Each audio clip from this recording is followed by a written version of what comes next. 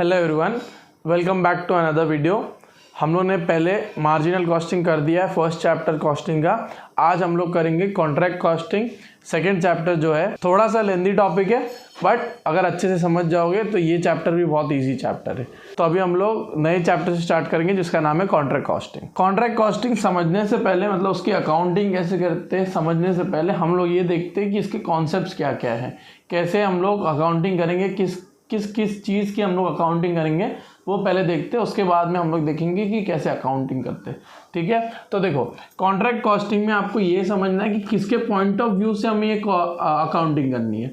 समझो एक पर्सन है, मेरा ही नाम ले लेते हैं सौरभ। ठीक है, मैं किसी दूसरे पर्सन को, सेकंड पर्सन जो कॉन्ट्रैक्टर है, ठीक है, उसका नाम रख देते हैं। ठीक है, ये हमारा क्या है, कॉन्ट्रैक्टर। ठीक है, इसको मैं बोल रहा हूँ कि तू मेरे लिए एक काम कर। समझो मेरे को घर बनाना है, ओके, तो मैं जयेश को बोल रहा हूँ कि तू मेरे लिए घर बना के दे। तो इस पर्सन को हम लोग क्या बोलते हैं, कॉन्ट्रैक्टर। तो मुझे क्या बोलेंगे, कॉन्ट्रैक्टी। ठीक है, इतना समझ में आ गया। तो कॉन्ट्रैक्टर कौन है, जो काम करेगा, कॉन्ट्रैक्टी कौन है, जिसने काम दिया है। ठीक है, तो अभी हम लोग इस चैप्टर में कॉन्ट्रैक्ट कॉस्टिंग में किसके अकाउंट्स बनाएंगे। ठीक है, किसके पॉइंट ऑफ व्यू से हम लोग अकाउंटिंग करेंगे। ठीक है, तो कॉन्ट्रैक्ट कॉस्टिंग में हमेशा हम लोग कॉन्ट्रैक्टर के पॉइंट ऑफ व्यू से अकाउंटिंग करेंगे। इसका मतलब क्या हुआ कि जो भी चीज़ अकाउंट्स में दी होगी या क्वेश्चन में दिया होगा, उसको हम लोग को इस तरह से अकाउंटिंग करनी है कि हमें कॉन्ट्रैक्टर का प्रॉफिट मिले। ठीक है, हम कॉन्ट्रैक्टर का प्रॉफिट ढूंढ रहे, कॉन्ट्रैक्टी का क्या प्रॉफिट हो रहा है उससे हम लोग को कोई लेना देना नहीं है।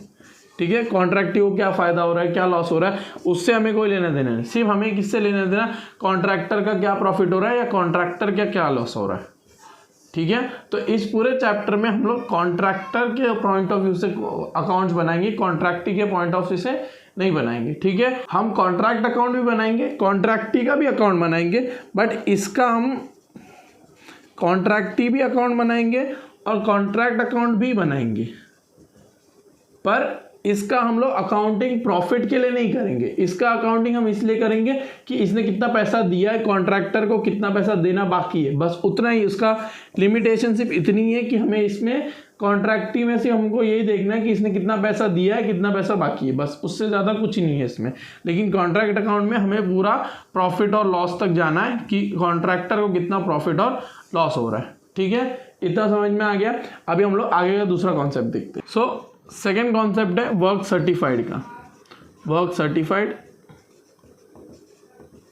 एंड अनसर्टिफाइड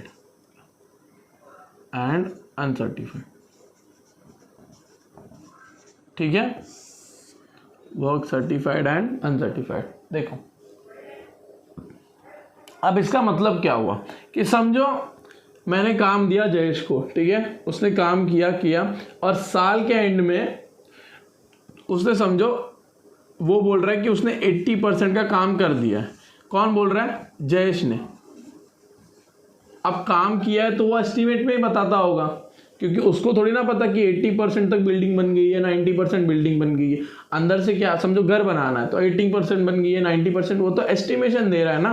तो समझो जयेश ने एस्टिमेशन दिया, मेरे को 80% का काम हो गया। ठीक है, तो अब मैं उसके बाद पे ही नहीं मान जाऊंगा, मैं क्या करूंगा, एक वैल्यूअर को बुलाऊंगा। ठीक है, उसको मैं बोलूंगा कि तू मेरे को बता कि कितना काम हुआ है। ठीक है, तो ये बोलता है कि 70% का ही काम हुआ है। ठीक है, तो वैल्यूअर क्या बोलता है कि सिर्फ 70% का ही काम हुआ है। ठीक है, तो अब मैं इसके बाद पे मानूंगा। ठीक है, ये क्या बोल रहा है, 70% काम हुआ है, तो ये क्या हो गया, ये वर्क सर्टिफाई हो गया कि इसने सर्टिफाई कर दिया, इसने बता दिया, इसने प्रूफ कर दिया कि हाँ भाई 70% का काम हो गया है। और जो बाकी का रेस्ट 10% बाकी है वो क्या बोलेंगे हम लोग, वर्क अनसर्टिफाइड।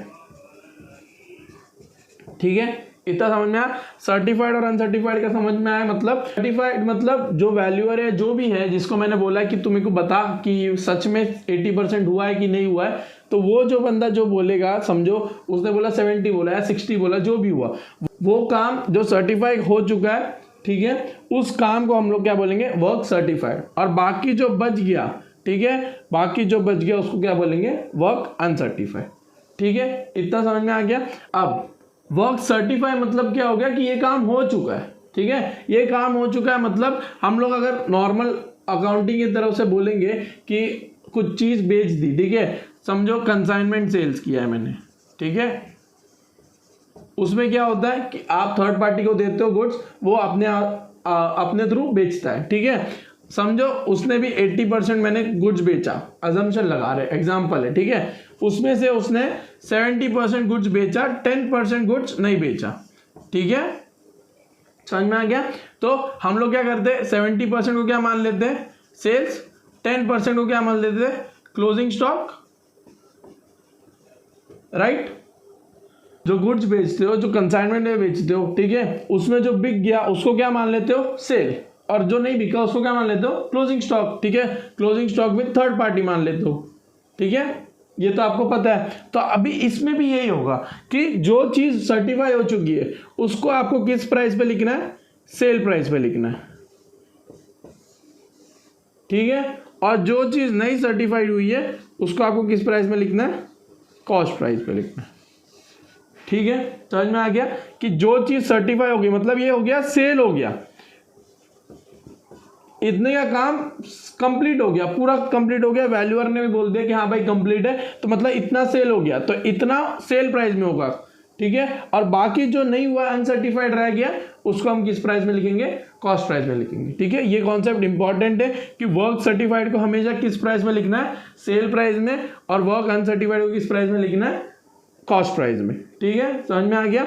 सो हमारा जो थर्ड कॉन्सेप्ट होगा वो होगा नोशनल प्रॉफिट का,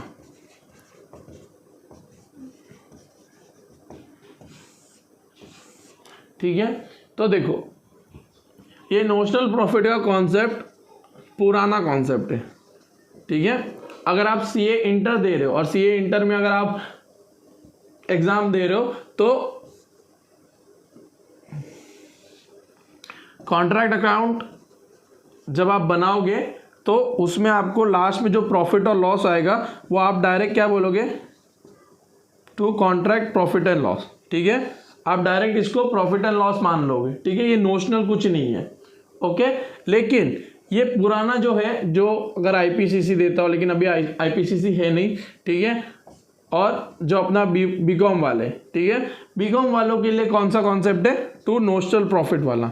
तो जो भी आपका प्रॉफिट आएगा वो आपको किस में डालना है, to notional profit and loss account, ठीक है। उसके बाद में आपको इसमें से प्रॉफिट एंड लॉस अकाउंट में क्या जाने वाला है वो देखना है, और जो रिजर्व में क्या जाएगा, ठीक है, मतलब इसको बोलेंगे WIP रिजर्व, ठीक है, वो कैसे जाएगा वो आपको करना है, ठीक है। ये चीज़ हम लोग अभी देखेंगे।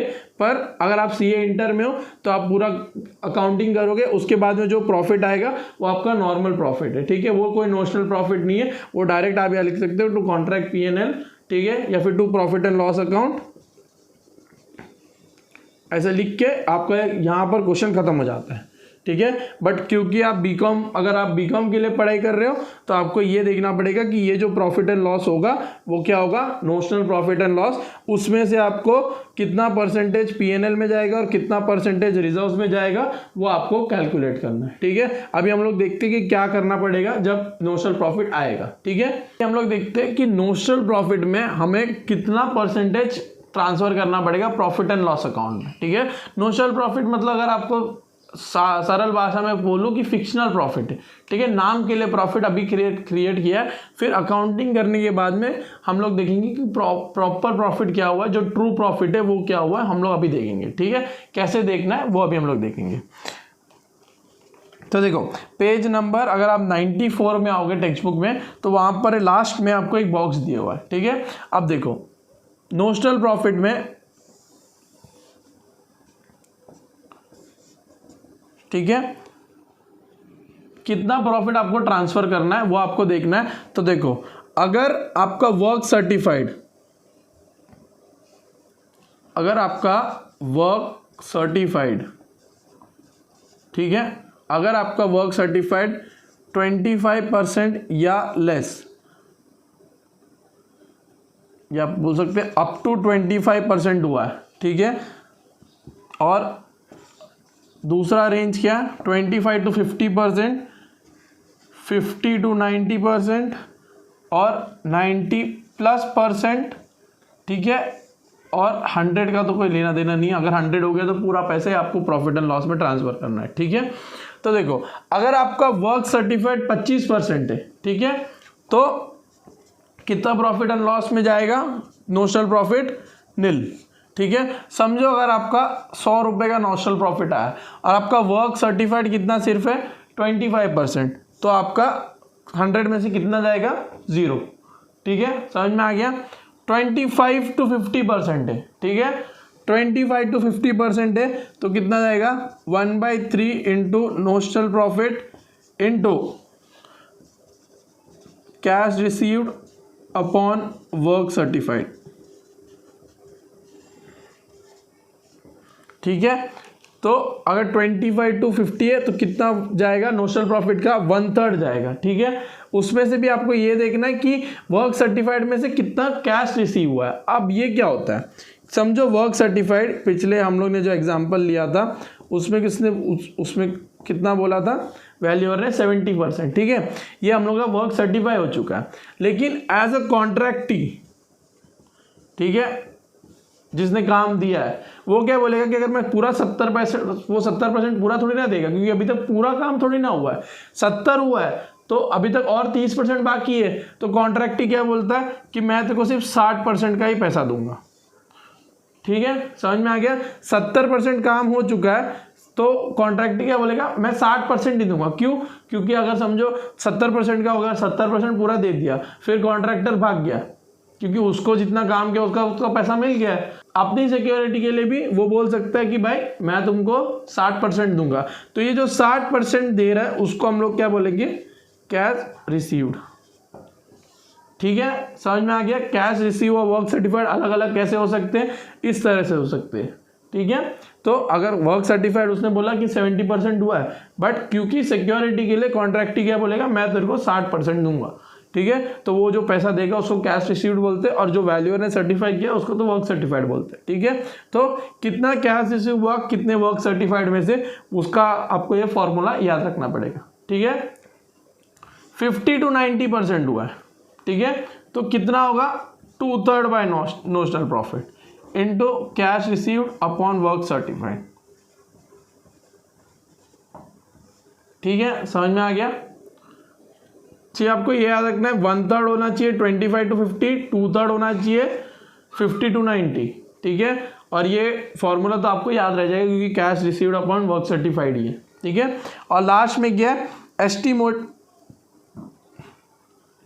और अगर आपका 90+ हुआ है, ठीक है, तो एस्टिमेटेड प्रॉफिट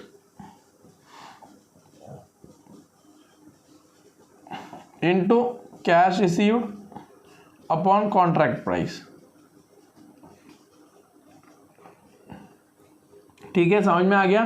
तो एस्टिमेटेड प्रॉफिट मतलब जो प्रॉफिट होगा वही, ठीक है।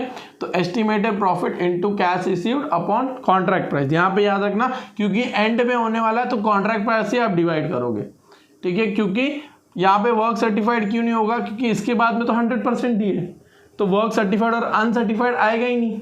डायरेक्ट क्या आएगा, लास्ट में जो कॉन्ट्रैक्ट खत्म हो गया 100% के आसपास आ गया, तो डायरेक्ट आप कॉन्ट्रैक्ट प्राइस जितने पे आपने कॉन्ट्रैक्ट का अग्रीमेंट किया था वो डायरेक्ट प्राइस आएगी, ठीक है, समझ में आ रहा है। तो आपको ये याद रखना पड़ेगा कि 25 से नीचे हुआ तो निल, क्या वर्क सर्टिफाइड, ठीक है, आपको वर्क सर्टिफाइड निकालना पड़ेगा कितना परसेंटेज हुआ है, ठीक है।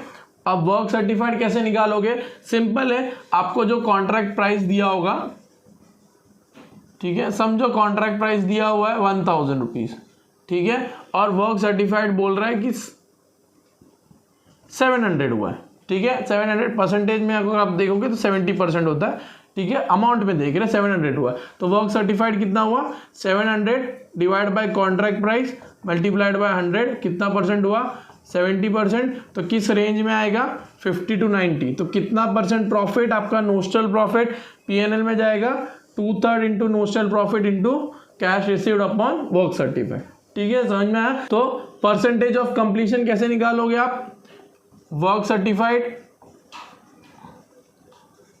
अपॉन कॉन्ट्रैक्ट प्राइस इंटू 100, तो ये आपको क्या आएगा, परसेंटेज ऑफ कंप्लीशन, ठीक है। और उसके बाद में उसके रेंज देखना, और रेंज के बाद में आपको कितना प्रॉफिट है वो आपको निकालना पड़ेगा, ठीक है। बस एक और चीज़ याद रखना कि अगर कॉन्ट्रैक्ट में प्रॉफिट ना होता हो, ठीक है, कॉन्ट्रैक्ट प्रॉफिट ना हो, कॉन्ट्रैक्ट लॉस होता हो, तो वो जो भी अमाउंट रहेगा वो डायरेक्टली पीएनएल में जाएगा, ठीक है। उसमें कोई आपको परसेंटेज नहीं देखना, आपको सिर्फ जब प्रॉफिट होता होगा तो आपको ये करना है, अदरवाइज अगर सिर्फ डायरेक्ट लॉस होता होगा तो आपको कुछ नहीं करना, आप डायरेक्ट उसको किस में डाल दोगे, पीएनएल में डाल दोगे, ठीक है। समझ में आया? तो ये एक इंपॉर्टेंट कॉन्सेप्ट है। अगर आप सीए इंटर कर रहे हो तो आपको ये पूरा कुछ नहीं देखना है, ठीक है, लेकिन अगर आप बीकॉम कर रहे हो तो आपको ये देखने की जरूरत है और आपको याद करने की भी जरूरत है, ठीक है। एक बार फिर से रिवाइज करवा देता हूँ कि नोशनल प्रॉफिट में से कितना ट्रांसफर होगा पीएनएल में, ठीक है। तो अगर वो परसेंटेज ऑफ, पहले आपको कंप्लीशन निकालना पड़ेगा। कैसे निकालोगे, work certified upon contract price into 100, ठीक है। अब कोई भी परसेंटेज है, हम लोग एग्जांपल ले रहे हैं 70% का, ठीक है। आपको 4 चीज़ों में डिवाइड करनी पड़ेगी, 25 से लेस, 25 टू 50, 50 टू 90, 90 प्लस 100 का तो कोई लेना देना नहीं है, ठीक है। अगर लेस देन 25 है तो कुछ भी जाएगा नहीं ट्रांसफर टू पीएनएल, मतलब पीएनएल में कुछ नहीं जाएगा, जितना भी नोशनल प्रॉफिट हुआ है वो किस में जाएगा, डायरेक्टली रिजर्व्स में ही चले जाएगा, ठीक है, WIP रिजर्व, ठीक है।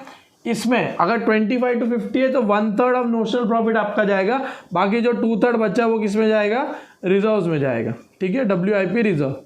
इसमें 50 टू 90 है तो 2/3 जाएगा, बाकी जो बचा वो किस में जाएगा, रिजर्व में जाएगा। 90 है तो इसमें जो बच गया 90 है तो estimated profit into contract cash received upon contract price, ठीक है। ऑलमोस्ट पूरा का पूरा आपका पीएनएल में चले जाएगा, ठीक है। और 100% है तो आपको कुछ देखने की जरूरत नहीं है, आप डायरेक्ट जो भी जितना भी नोशनल प्रॉफिट हुआ है वो डायरेक्टली आप ट्रांसफर टू पीएनएल अकाउंट, ठीक है।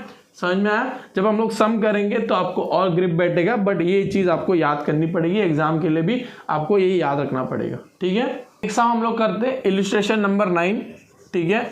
तो आपको समझ में आ जाएगा कैसे करते, ठीक है, कैसे सम करते, कैसे अकाउंटिंग करते, वो आपको समझ में आ जाएगा, ठीक है। अगर आपको ये देखना कि कौन कौन सी चीज़ कहाँ आती है, मतलब कौन कौन सी चीज़ डेबिट में आती है, कौन कौन सी चीज़ क्रेडिट में आती है, तो आप पेज नंबर 96 पे जाके जा सकते हो। वहाँ पे कॉन्ट्रैक्ट अकाउंट का आपको पूरा अकाउंट दे दिया है कि कहाँ कौन सी चीज़ कहाँ पे आती है, ठीक है। तो आपको फिर याद रहेगा कि ये चीज़ इसमें आएगी, बट अदरवाइज भी अगर आप लॉजिकली भी देखोगे तो आप कर लोगे, ठीक है, इतना कुछ है नहीं इसके अंदर। Illustration number 9, a building contractor furnishes the following records 1st April 2000 expenditure incurred up to 31st December 2017 तक है, ठीक है। इतना याद रखना कि ये पूरा अकाउंट कहाँ से है, 1 अप्रैल से लेके 31 दिसंबर, मतलब कितना महीना हो गया, 9 मंथ्स, ठीक है। इतना याद रखना, क्योंकि फिर जब डेप्रीशिएशन निकालोगे तो आपको 9 मंथ्स का निकालना पड़ेगा। Material purchase, wages, salary, administrative material purchase, machinery purchase, ठीक है। Supervisor with the month of salary 1000 has spent about half of this time to this contract. Material at site is 2480, machine purchase 73 days, ठीक है, वो use हुआ है। Estimated life of machine is 5 years, scrap value is 1000, contract price is fixed है 2,20,000, ठीक है। तो आपका कॉन्ट्रैक्ट प्राइस कितना है, कॉन्ट्रैक्ट प्राइस कितना है, 2,20,000, ठीक है। नेक्स्ट क्या दिया है, on 31st December 2/3 of the contract was completed, work certified was 1,20,000 and 90,000 has been paid on account, ठीक है। तो कैश रिसीव्ड कितना है आपको, 90,000 दिया है, वर्क सर्टिफाइड आपका है 1,20,000, ठीक है। ये तो फिर भी अकाउंटिंग आएगा, इसका आपको याद रखना पड़ेगा। प्रिपेयर द कॉन्ट्रैक्ट अकाउंट, ठीक है। तो सिंपल है, कॉन्ट्रैक्ट अकाउंट बनाओ, कॉन्ट्रैक्ट अकाउंट, ठीक है, ओके। हाफ पार्ट कर लो। अब देखो स्टार्टिंग से स्टार्ट करो। फर्स्ट क्या आपका मटेरियल परचेज, ठीक है। तो मटेरियल परचेज आपका किस साइड आएगा, डेबिट में आएगा, तो टू मटेरियल परचेज, ठीक है। किसके पॉइंट ऑफ व्यू से देख रहे हो आप, कॉन्ट्रैक्टर को। तो कॉन्ट्रैक्टर को ये एक्सपेंस हुआ, राइट, तो आप इसको क्या लिखोगे, डेबिट में लिखोगे, सही बात।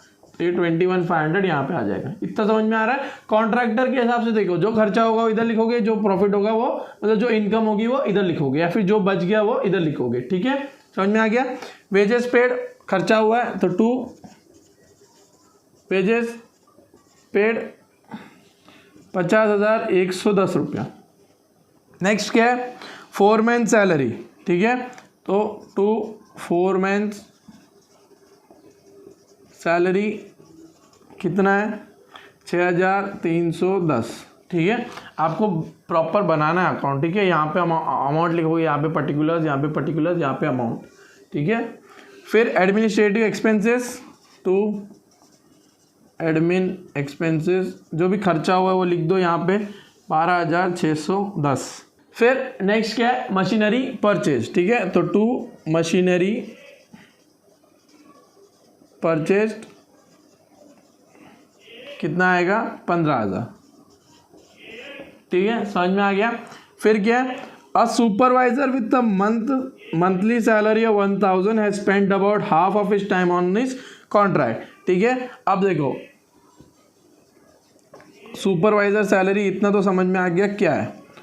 अब देखो सुपरवाइजर सैलरी कितना है, मंथली कितना है 1,000, ठीक है। कितने महीने का काम हुआ है, 9 महीने का, 12 महीने में से, ठीक है, इतना समझ में आ गया। अब उसमें और क्या बोला है कि has spend half of his time on the contract, मतलब इसमें से सिर्फ उसने आधा टाइम ही वो काम किया है, ठीक है, आधा टाइम उसने इस कॉन्ट्रैक्ट में काम किया, आधा किधर और किया होगा, ठीक है, उससे कोई लेना देना नहीं हमको। पर इतना समझ में आया कैलकुलेशन कैसे है, 1,000 रुपया महीने का मिलता है, 9 महीने के लिए उसने काम किया 12 महीने में से, और आधा काम उसने किया, ठीक है। जब आप कैलकुलेट करोगे तो आपको आंसर कितना आएगा 375 रुपीज़, ठीक है, समझ में आ गया। नेक्स्ट क्या है, डेप्रिसिएशन ऑन प्लांट, ये तो आपको समझ में आना पड़ेगा कि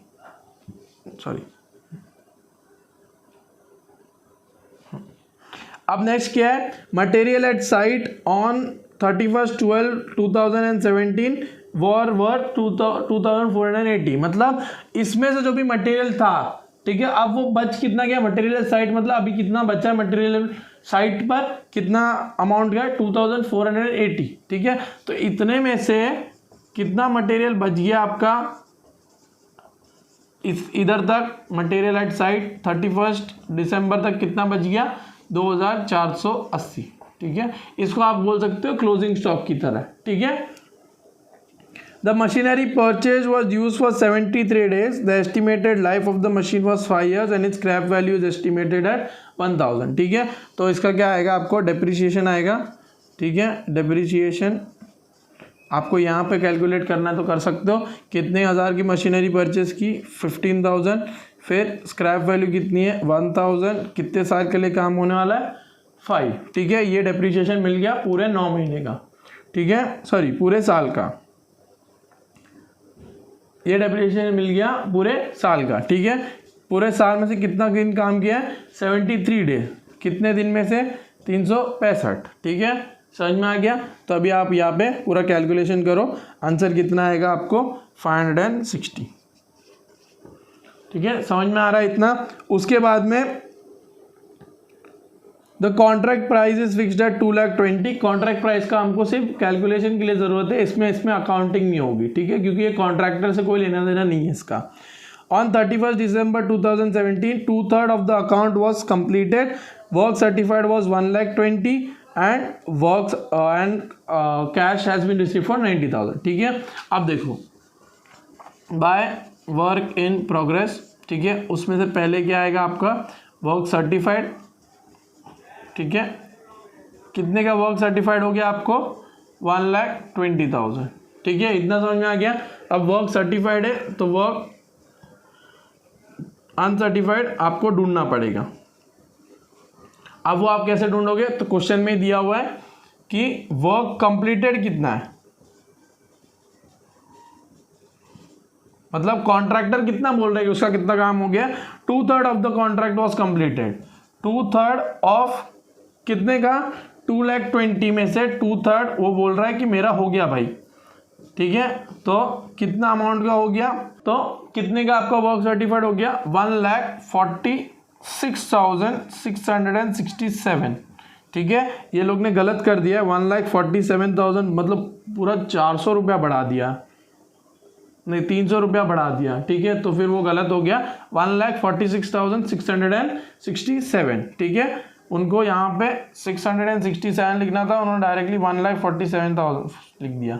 ठीक है, ये क्या हो गया आपका वर्क कंप्लीटेड। ठीक है, इसमें से कितना सर्टिफाई करके दे दिया है 1,20,000। ये सर्टिफाई कौन करता है? वैल्यूअर ने बोल दिया कि भाई 1,20,000 का ही हुआ है, पूरा 1,46,000 का नहीं हुआ है। तो बाकी जो बचा वो कितना, वो जो 1,46,667 माइनस 1,20,000, तो कितना बचेगा आपका 26,667।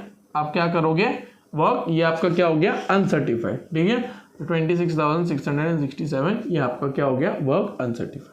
ठीक है, समझ में आ गया। तो 1,20,000 इन लोगों ने टोटल नहीं किया, अंदर लिखा है। ठीक है, तो आप भी ऐसे ही करना कि अलग अलग लिखना। ठीक है, तो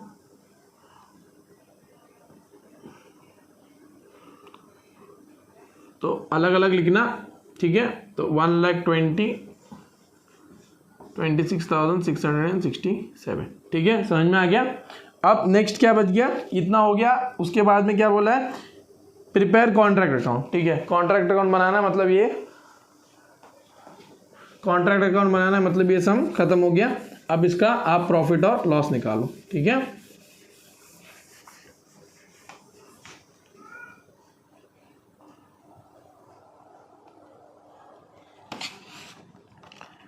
तो टोटल करो इस चीज को।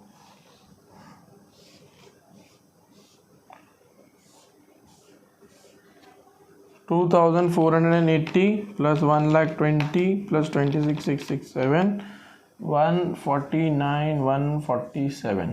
ठीक है, 149,147। ठीक है, यहाँ पर क्या आएगा टू नोशनल प्रॉफिट। ठीक है, तो -560 minus 375 minus 15,000 minus 12610 minus 6310 minus 50,110 minus 21,500, तो कितना आएगा 42,682। ये क्या हो गया आपका नोशनल प्रॉफिट आ गया। ठीक है, अब इस नोशनल प्रॉफिट से आपको पीएनएल में डालना पड़ेगा और रिजर्व में डालना पड़ेगा। ठीक है, तो ये नोशनल प्रॉफिट कैरिड डाउन है, यहाँ पे लिखो by notional profit brought down. कितना है 42,682। ठीक है, इसके बाद में कितना प्रॉफिट एंड लॉस में जाएगा वो आपको निकालना है, और टू रिजर्व, जो बाकी जो रिजर्व में जाएगा WIP रिजर्व, वो आपको यहाँ पे लिखना है। ठीक है, अब हम लोग ये कैलकुलेट करेंगे, उसके बाद में ये सब हो जाएगा। ठीक है, तो मैं ये मिटा रहा हूँ, यहाँ पे कैलकुलेट कर रहा हूँ। पहले परसेंटेज ऑफ कंप्लीशन निकालो, परसेंटेज ऑफ कंप्लीशन। ठीक है, तो वो कैसे निकालोगे, वर्क सर्टिफाइड कितना था हमारा 1,20,000 था। ठीक है, कॉन्ट्रैक्ट प्राइस कितनी है 2,20,000 इंटू 100, तो वर्क सर्टिफाइड आपका कितना आएगा, सॉरी परसेंटेज ऑफ कंप्लीशन आपका कितना आएगा,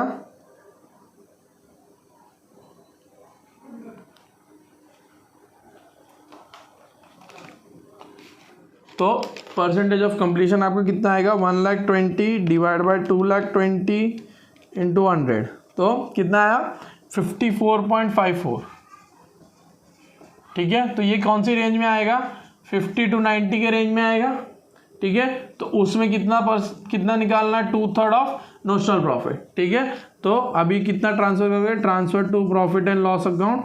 ठीक है, 2/3 of notional profit into cash received upon work certified. ठीक है, समझ में आ गया। तो 2/3 ऑफ नोशनल प्रॉफिट कितना है 42,682 इंटू कैश रिसीव्ड कितना है 90,000 अपॉन वर्क सर्टिफाइड कितना है 1,20,000। ठीक है, इसको पूरा आप कैलकुलेट करो।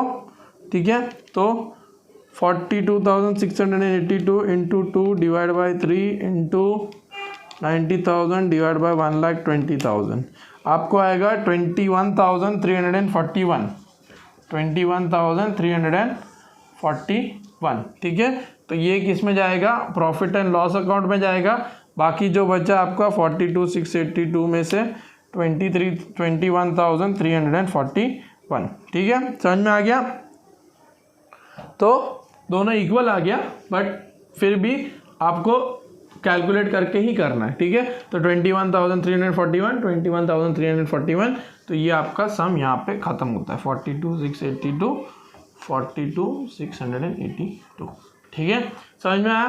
तो आपको ये याद रखना पड़ेगा कैसे किया, आपको समझ में आ गया होगा, मैंने पहले कॉन्सेप्ट एक्सप्लेन कर दिया है, बट सम में भी आपको कैसे करना है वो समझ गया, ठीक है। जो जो भी आपके एक्सपेंसेस हुए वो आपने यहाँ पे लिखा, जो जो भी आपका साइट में बच गया वो यहाँ पे आपने लिखा, ठीक है। अभी हम लोगों ने सिर्फ ये फर्स्ट 1 ईयर का किया है, ठीक है।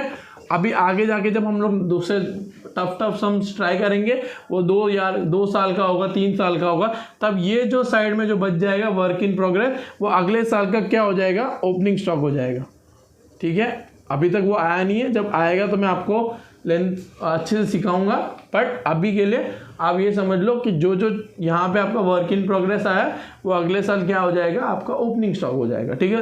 कब, जब आप 2 साल का अकाउंटिंग करोगे तब। अभी तो आपने सिर्फ एक ही पीरियड का अकाउंटिंग किया, इसलिए ये बहुत ईजी है, ठीक है। बस आपको ये याद रखना है नोशनल प्रॉफिट में से आपको कैसे ट्रांसफर करना है, ये पूरा मेथड आपको याद होना चाहिए, बाकी तो इसमें कुछ और टफ नहीं होगा, ठीक है। एक सम हमने देख लिया, अब दूसरा एक और सम देखते हैं, क्वेश्चन नंबर 8, इलस्ट्रेशन नंबर 8, ठीक है। इसमें एस्टिमेटेड प्रॉफिट का कॉन्सेप्ट है, ईजी है, इतना कोई टफ नहीं है, बट फिर भी मैं आपको दिखा देता हूँ, ठीक है। Construction contract was undertaken with an estimated price of 108 lakh which includes a budgeted profit of 18 lakh. तो बजटेड प्रॉफिट मतलब क्या, बजट किया, एस्टिमेट किया कितना, 18 लाख, तो एस्टिमेटेड प्रॉफिट आपका कितना हो गया, 18 लाख, ठीक है। तो ये यहाँ पे लिख देता हूँ मैं ₹18 लाख, ठीक है। The relevant data for the year, material issued, direct wages, plant hired, ठीक है, site office, material return from site, direct work certified, progress payment received. Progress payment received मतलब क्या हुआ, कैश रिसीव्ड, ठीक है। तो जो कैश रिसीव्ड होता है उसको हम लोग बोल सकते हैं प्रोग्रेस पेमेंट रिसीव्ड, ठीक है। तो कितना है प्रोग्रेस पेमेंट आपका, 7,200, ठीक है। Special plant was purchased for this contract at 8 lakh and after the use it was valued at 5 lakh. The cost of material at the end of the year estimated at 18 lakh, ठीक है। Direct wages accrued 1,10,000, ठीक है, समझ में आ गया। अभी हम लोग कॉन्ट्रैक्ट अकाउंट करते हैं, profit contract account, compute profit and loss, ठीक है। तो इसमें आपको इतना याद रखना है, ये पूरे साल का है, ठीक है। इसमें आपको क्या बोलते हैं, आधे मंथ का नहीं करना है, पूरे साल का ही करना है, ठीक है। तो कॉन्ट्रैक्ट अकाउंट, ठीक है। फर्स्ट क्या है, मटेरियल इशूड एट साइट, तो यहाँ पे आएगा to material issued at site, issued at site कितना आएगा, 5,000, ठीक है। ये क्या है, अमाउंट इन लैक्स है, ठीक है, सॉरी थाउजेंड है, ओके, अमाउंट इन थाउजेंड है, तो आपको ये याद रखना पड़ेगा, ठीक है। सेकंड क्या है, direct wages paid, direct wages paid 3,800, ठीक है। Plant hired 700 to plant hired 700 to office site office cost, to site office cost कितना हुआ, 270। मटेरियल रिटर्न फ्रॉम साइट, तो जो मटेरियल आपका था वो रिटर्न कर दिया, return from material return from site, ठीक है, कितना है आपका 100, ठीक है। समझ में आ रहा है आपको। पहले आपका क्या था, मटेरियल एट साइट, मतलब जो मटेरियल साइट में रह चुका है वो है, और मटेरियल रिटर्न फ्रॉम साइट मतलब कि जो साइट पे था उसको आपने रिटर्न कर दिया, ठीक है। तो आपके उधर से निकल गया, ठीक है, उस आपके उधर से निकल गया, तो उसका हमको भी अकाउंटिंग करना पड़ेगा, राइट, क्योंकि अभी साइट पे वो मटेरियल है ही नहीं। तो जो जो चीज़ साइट पे लेके आ रहे हो या साइट से लेके जा रहे हो उसका आपको अकाउंटिंग करना है, ठीक है। इतना आपको लॉजिकली याद करना, समझना पड़ेगा, ठीक है। फिर नेक्स्ट क्या है, डायरेक्ट एक्सपेंसेस है। डायरेक्ट एक्सपेंसेस कितना है, टू डायरेक्ट एक्सपेंसेस 500, ठीक है। वर्क सर्टिफाइड यहाँ पे लिख सकते हो बाय वर्क इन प्रोग्रेस, उसमें से आपका क्या आएगा, वर्क सर्टिफाइड, ठीक है। वर्क सर्टिफाइड कितना है, 10,000, ठीक है। प्रोग्रेस पेमेंट रिसीव्ड, वो तो कैश रिसीव्ड है, उसका हम लोग अकाउंटिंग करना नहीं है, ठीक है। ये कॉन्ट्रैक्ट अकाउंट है, ठीक है, कॉन्ट्रैक्टर्स अकाउंट नहीं है। तो कॉन्ट्रैक्टर अकाउंट में वो जो कैश रिसीव्ड है वो आएगा, कॉन्ट्रैक्ट अकाउंट में नहीं आएगा, ठीक है। A special plant was purchased specifically for the contract and after the use on the site it was valued at 5 lakh, ठीक है। तो डेप्रिसिएशन कितना आएगा उस पर, to depreciation on special plant 8 lakh का खरीदा था, ठीक है। तो 8 लाख का खरीदा था और साल के एंड में कितनी वैल्यू कर रहे हो, वो 5 लाख, ठीक है। तो 3 लाख रुपया क्या हो गया, डेप्रिशिएट हो गया। लेकिन आप ये थाउजेंड्स में लिख रहे हो तो यहाँ पे आप क्या लिखोगे, 300, ठीक है। समझ में आ रहा है।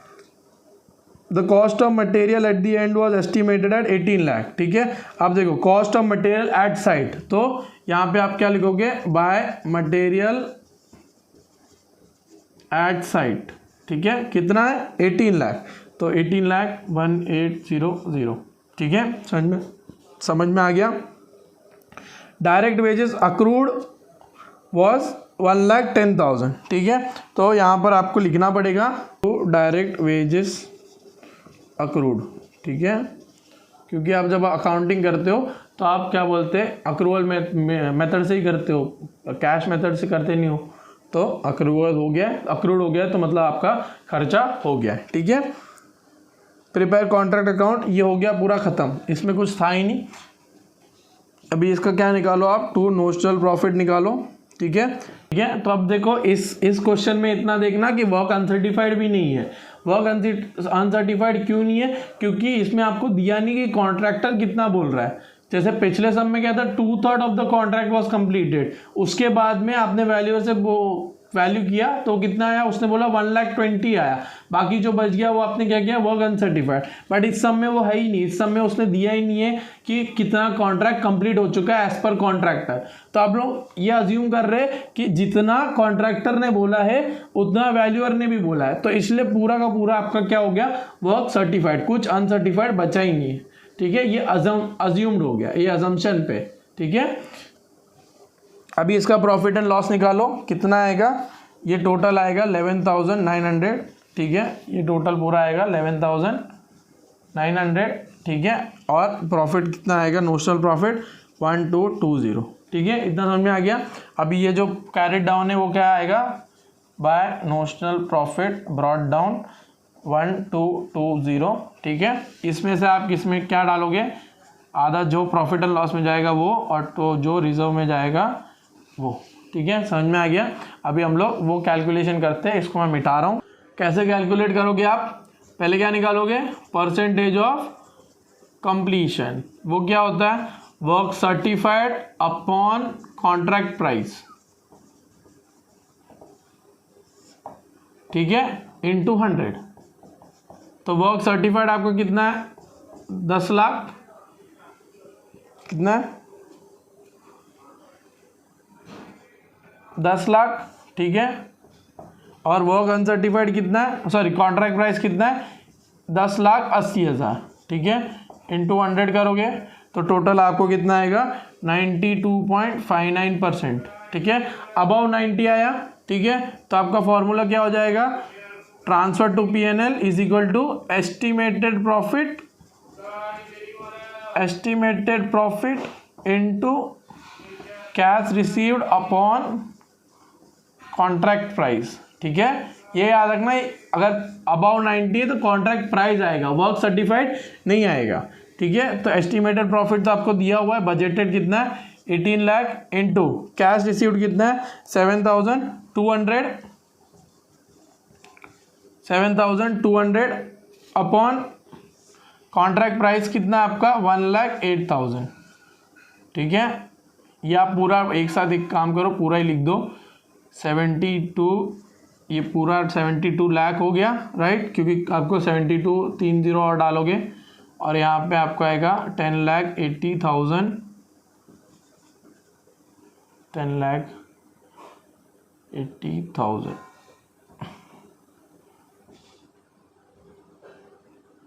ठीक है, 10,80,000 और ये 18 लाख हो जाएगा। ठीक है, आप जब इसको कैलकुलेट करोगे तो आपको आंसर कितना आएगा 1,200। ठीक है, तो इसमें से कितना आएगा आपका 1,200। ठीक है, और बाकी जो बचा 20 वो आपका किस में जाएगा, रिजर्व में जाएगा। ठीक है, समझ में आ गया। तो इस तरह से आपको कैलकुलेशन करनी है। अब इसमें 90 प्लस था तो इसलिए आपने क्या किया, estimated profit into cash received upon contract price, ये इंपॉर्टेंट है।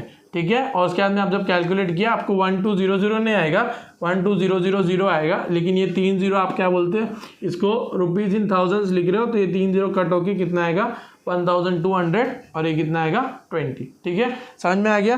तो ये था पूरा दूसरा हम लोग का इलस्ट्रेशन नंबर 8। इसमें इतना कुछ खास नहीं था, सिर्फ एक एस्टिमेटेड प्रॉफिट कैसे निकालते वो आपको समझना था, इसलिए मैंने आपको दिखाया कि कैसे करते। ठीक है, सो आज के लिए बस इतना ही करेंगे। ठीक है, नेक्स्ट जो दूसरा वीडियो आएगा उसमें हम लोग प्लांट का कौन सा एक एंट्री होता है, एक स्पेसिफिक एंट्रीज होती है प्लांट के लिए, वो हम लोग देखेंगे। ठीक है, और उसके बाद में 2 ईयर 3 ईयर के बारे में और कॉन्ट्रैक्टी अकाउंट और बैलेंस शीट जो छोटे मोटे और कॉन्सेप्ट बचे रहेंगे वो देखेंगे। ठीक है, नेक्स्ट वीडियो आप ज़रूर देखना क्योंकि उसमें प्लांट के आपके कॉन्सेप्ट्स आएंगे, वो इंपॉर्टेंट है, बहुत इंपॉर्टेंट है क्योंकि कुछ पेपर उसी के ऊपर सेट होगा। तो इस वीडियो में आपने बेसिक समझ लिया कि कैसे कॉन्ट्रैक्ट अकाउंट करते हैं। जो थोड़ा नेक्स्ट लेवल होगा वो हम लोग अगले वीडियो में देखेंगे।